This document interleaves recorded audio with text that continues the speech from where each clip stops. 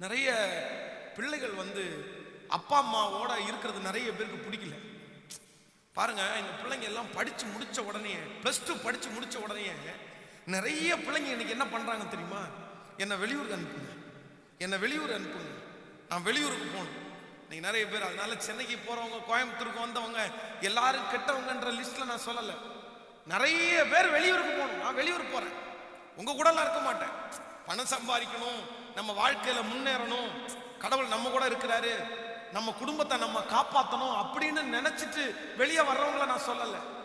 அப்பா அம்மாவுடைய தொந்தரவுக்காக நிறைய பேர் வீட்டில் பிள்ளைங்க நச்சி என்ன வெளியூருக்கு, பாருங்க, வெளியூர் போனதற்கு பிறகு அவங்கள ஸ்டிக் பண்றதற்கு யாருமே இல்லை.